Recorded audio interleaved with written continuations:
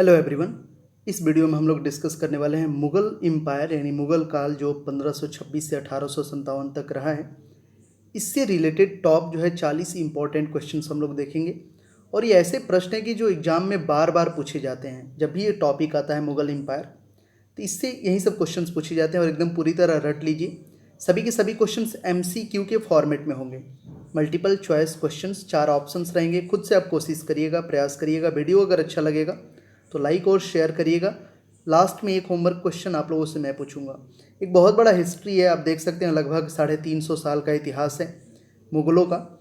और इससे एग्जाम में फ्रीक्वेंटली क्वेश्चंस आते हैं मुग़ल एम्पायर से। ठीक है, तो चलिए एक एक करके सभी इंपॉर्टेंट क्वेश्चंस को देखते हैं। पहले खुद से आप ट्राई करिए सभी क्वेश्चंस को।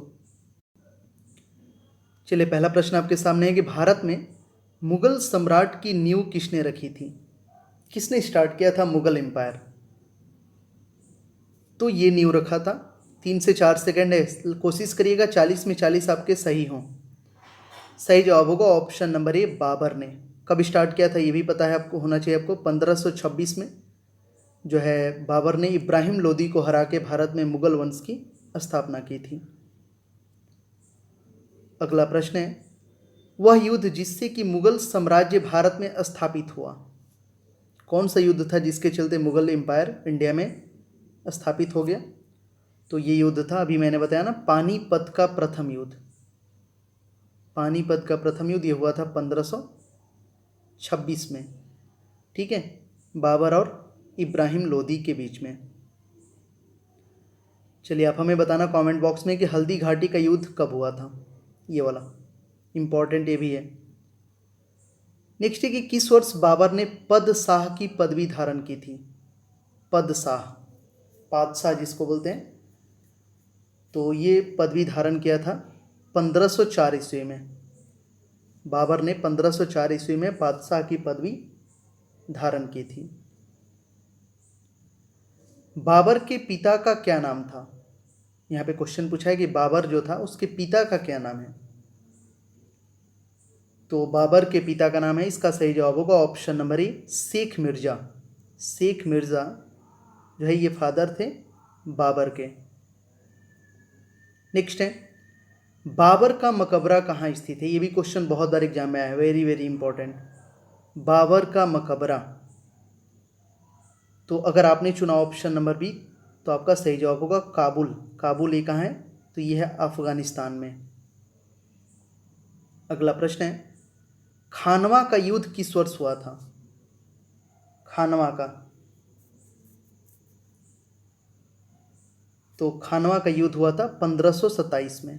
3 युद्ध बाबर ने लड़े थे, 1526, 27, 28, 29, मतलब 4 युद्ध लड़े थे बाबर ने लगातार, चारों में विजय हासिल की थी।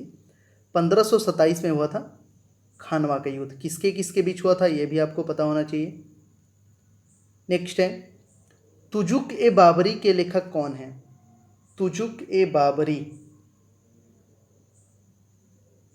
तो तुजुक ए बाबरी के जो लेखक हैं उनका नाम है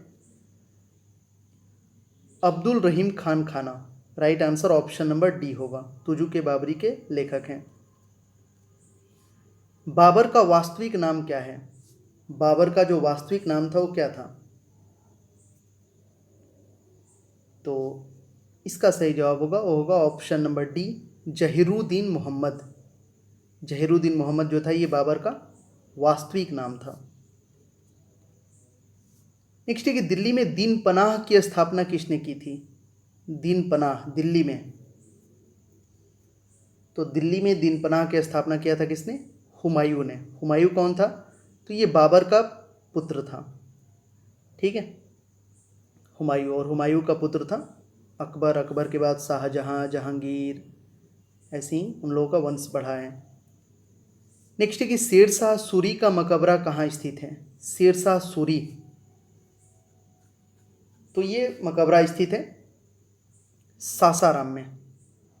शेरशाह सूरी के साथ भी युद्ध हुआ है हुमायूं का, ये घटना भी बहुत इंपॉर्टेंट है। तो सासाराम जो कि दक्षिणी बिहार में स्थित है, यहीं पे है शेरशाह सूरी का मकबरा। चौसा का युद्ध कब हुआ था? चौसा का युद्ध, तो चौसा का युद्ध हुआ था 1539 में, 1539 में। ये हुआ था हुमायूं और शेरशाह सूरी के बीच में, जिसमें कि शेरशाह सूरी जीता था।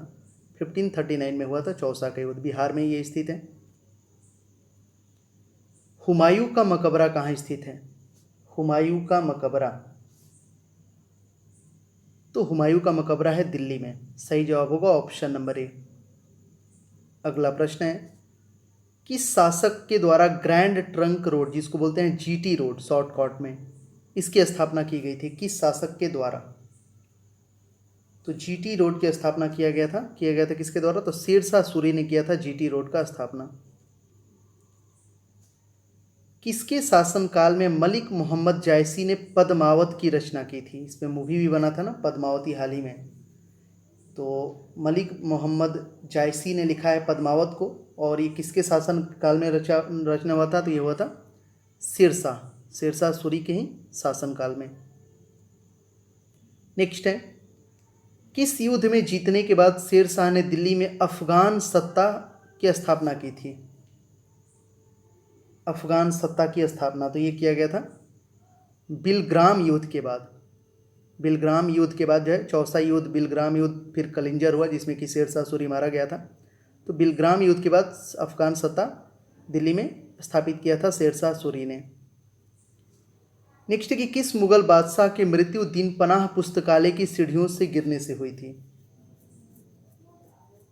तो दीनपनाह का स्थापना किया था जिसने, वहीं गिर के मर गया, उससे हुमायूं।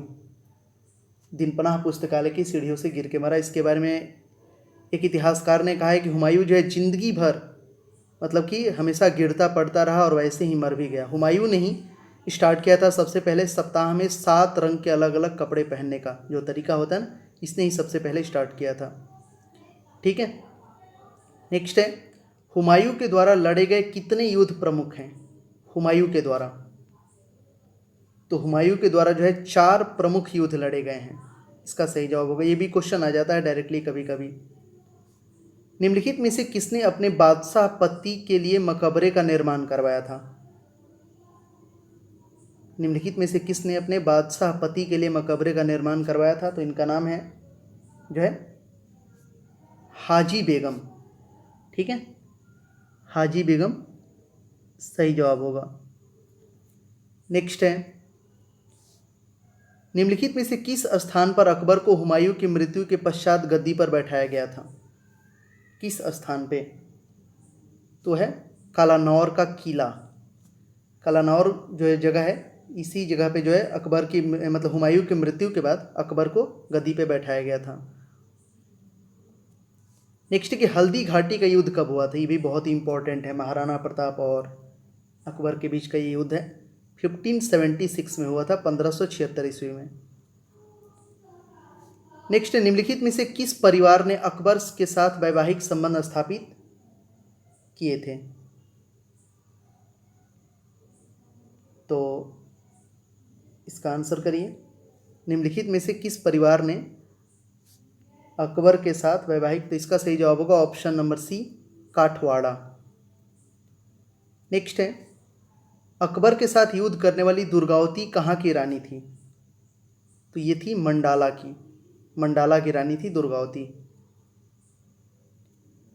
अगला प्रश्न है कि निम्नलिखित में से किस शासक ने तीर्थ यात्रा कर समाप्त कर दिया था? तीर्थ यात्रा कर, तो ये समाप्त किया था अकबर ने। सही जवाब होगा ऑप्शन, अकबर जो है सबसे महान राजा रहा मुगलों में। नेक्स्ट है, टोडरमल संबंधित, ये भी क्वेश्चन बहुत बार एग्जाम में आया है। टोडरमल, तो टोडरमल संबंधित है, इसका सही जवाब होगा ऑप्शन नंबर बी, मालगुजारी कर से, या आप इसको बोल सकते हो जो वित्त मंत्री के टाइप का कुछ था टोडरमल अकबर का। अकबर ने दीन ए इलाही किस वर्ष आरंभ किया था? दीन ए इलाही, तो दीन ए इलाही धर्म ये स्टार्ट किया था 1582 में। ठीक है, 1582 में। अगला है, इबादत खाने का निर्माण किसके द्वारा किया गया था? इबादत खाना, तो इसका भी निर्माण किया था अकबर ने। इसका सही जवाब होगा ऑप्शन नंबर ए। कौन सा स्मारक फतेहपुर सीकरी में नहीं है? इन चारों में से कौन सा है जो फतेहपुर सीकरी में नहीं है? तो फतेहपुर सिकरी में स्वर्ण महल भी है, पंचमहल है, जोधाबाई का महल है, लेकिन अकबरी महल नहीं है। इसका सही जवाब ऑप्शन नंबर डी होगा। निम्नलिखित में से किस मुगल सम्राट ने शिक्षा संबंधी सुधार किए थे? शिक्षा संबंधी सुधार, बहुत ये भी क्वेश्चन डायरेक्टली पूछा जाता है एग्जाम में। तो शिक्षा संबंधी सुधार किया था अकबर ने। सही जवाब होगा ऑप्शन नंबर सी। जहांगीर महल कहाँ स्थित है? तो जहांगीर महल स्थित है आगरा में। सही जवाब होगा ऑप्शन नंबर सी। नेक्स्ट है कि अकबर का मकबरा कहाँ स्थित है? ये भी बहुत इंपॉर्टेंट है। अकबर का मकबरा तो ये स्थित है सिकंदरा में। सही जवाब ऑप्शन नंबर ए। नेक्स्ट है कि निम्नलिखित में से किसने महाभारत का फारसी में अनुवाद किया था? महाभारत का फारसी में अनुवाद, तो इसका सही जवाब होगा अब्दुल कादिर बदायूनी। और जब फारसी में महाभारत का अनुवाद हो गया था तो उसका नाम रख दिया गया था रजनामा। इसको अनुवाद किया था, ट्रांसलेट किया था अब्दुल कादिर बदायूनी ने। नेक्स्ट है कि अकबर के दरबार में आने वाला पहला अंग्रेज व्यक्ति कौन था? अकबर के दरबार में आने वाला पहला अंग्रेज, ये भी बहुत इंपॉर्टेंट है, तो उसका नाम था रॉल्फ फिंच। ये अकबर के दरबार में आने वाला पहला व्यक्ति था। नेक्स्ट है कि किस मुगल शासक का मकबरा भारत में नहीं है? भारत में नहीं है, ये क्वेश्चन पूछा गया ना, तो भारत में नहीं है। इसका सही जवाब होगा ऑप्शन नंबर सी, दोनों। जहांगीर जो है, जहांगीर का शाहदरा लाहौर में है और बाबर का काबुल अफगानिस्तान में। इन दोनों का जो है मकबरा भारत में नहीं है। दो अस्पा एवं सिंह अस्पा प्रथा किसके शासनकाल में चालू हुई थी? दो अस्पा एवं सिंह अस्पा, तो ये चालू हुआ था जहांगीर के टाइम में। सही जवाब होगा option number A. I think आप लोग भी कोशिश कर रहे होंगे। वीडियो अगर आपको अच्छा लगा होगा तो ज़रूर लाइक और शेयर करिएगा। कमेंट सेक्शन में आप हमें बताओ कि अगर हिस्ट्री का कोई और इम्पॉर्टेंट टॉपिक आपको नज़र आता है तो मैं उस पर वीडियो बना सकता हूँ ऐसे ऑब्जेक्टिव क्वेश्चंस करके। नेक्स्ट है कि निम्नलिखित में से किसे जहांगीर ने नादिर उज जमा की उपाधि की पदवी दी थी? नादिर उज जमा, तो ये उपाधि दिया था अबुल हसन ने। सही जवाब होगा ऑप्शन नंबर ए। दिल्ली के लाल किले का निर्माण किसने कराया था? ये तो पता होगा आपको। दिल्ली के लाल किला ये बनवाया है शाहजहां ने। शाहजहां ने बहुत सारा काम करवाया, ताजमहल, लाल किला, जामा मस्जिद, बहुत सारी चीज़ें इन्होंने बनवाया अपने कार्यकाल में। नेक्स्ट है कि जिंदा पीर किस मुगल सम्राट को कहा जाता है? जिंदा पीर बहुत इंपॉर्टेंट है, ये भी आता है, तो ये कहा जाता है औरंगजेब को। औरंगजेब सबसे मतलब मुगल सम्राट का ये आखिरी एक महान राजा था। इसके बाद से ही जब ये ख़त्म हुआ औरंगजेब, तो उसके बाद से धीरे धीरे पतन शुरू हो गया था मुगल सम्राट का। चलिए अगला प्रश्न है, आखिरी प्रश्न, ये होमवर्क आप लोगों के लिए रहेगा। इसका आंसर सभी लोग, जितने लोग वीडियो देखोगे सभी लोग इसका आंसर कमेंट सेक्शन में करना। मुगल सल्तनत का अंतिम शासक कौन था? ये तो बहुत आसान है, शाहजहां, जहांगीर, बहादुर शाह जफर द्वितीय और औरंगजेब, चारों में से कौन था अंतिम शासक मुगल सल्तनत का? वीडियो कैसा लगा कमेंट सेक्शन में बताना। जरूर वीडियो को लाइक और शेयर करिएगा। चैनल पे नए हैं तो सब्सक्राइब कर लीजिएगा, बेल बटन को दबा लीजिएगा, जिससे कि जब भी मैं नेक्स्ट वीडियोज़ लाऊँ तो वीडियो आपके पास आसानी से पहुँच सके। चलिए मिलते हैं अगले वीडियो के साथ, तब तक के लिए बाय।